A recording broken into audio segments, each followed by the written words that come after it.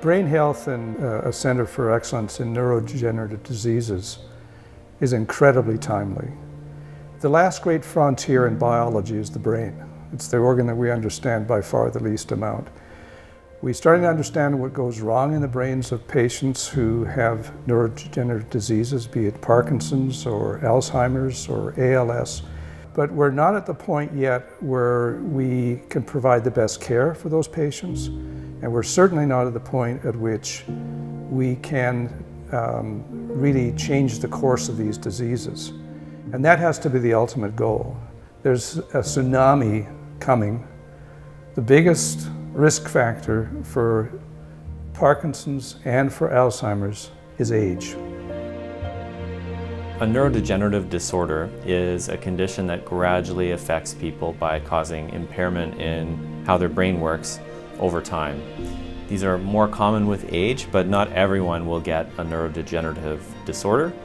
The most common are Alzheimer's disease, which is a problem that affects memory, and Parkinson's disease, which is a problem that affects movement and coordination. One of the interesting things with Parkinson's disease is we see a higher prevalence in the Okanagan and parts of the interior of BC than in other places in the province and within Canada, which has in large part to do with demographics of our population and our tendency to have more people in retirement age. The opportunity that KGH has is it has a huge catchment in the interior of BC, almost the whole of the interior of BC now, providing some services to the north as well. But it does so in a state-of-the-art facility that's new, with access to state-of-the-art technologies for specialists and for all staff. But it still has a community focus. So the connection to the community, the connection to the areas around, the connection with all of interior health is critical. And from that really builds the idea and the sense of what's needed for community. What we really want to have is a permanent and robust setting to drive excellence in care.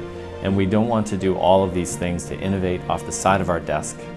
We want it to be part of our identity as a center, that we do unique and innovative things to improve care. We pay attention to the needs of our specific people that we see in our clinic, and that we have the systems and infrastructure to support that. I remember sitting in our dining room. I was reading and I would hold my hand up here and then these fingers started moving like that.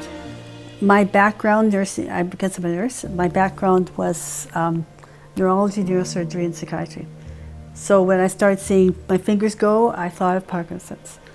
You know, the toughest part is seeing your partner that you just love, you know, not being able to do the things that she used to be able to do, and, you know, having to deal with life with Parkinson's. It's been roughly 10 years since I was diagnosed and found out conclusively what I had. I'd gotten to the point where medications weren't holding me the same or as much as I needed them to. And so for me, I thought it was probably I was at the time when I needed to make a decision on a more intense treatment. I try and be as strong as I can, but it took a lot. It took a lot out of me to travel and going continually back and forth to Vancouver. An awful hardship on her, and I love her for it. I think it's really important to bring these services here to KGH because it opens the doors for so many people. When there is dementia in the family, one person has dementia, it affects the whole family. Like my mother, her 4 children that she has, it's a big load on us right now to try and comfort her with her dementia and to make it easier life for her and to make her get through her days, and it's very hard. Having a center here close to home is really important because when you have someone in your family that already has dementia, that is stress in itself. You know, it taxes on your mind, your mental state, your heart, your compassion for that person. You don't need the extra stress of not even having them near you. Alzheimer's was part of my life for about 16 years.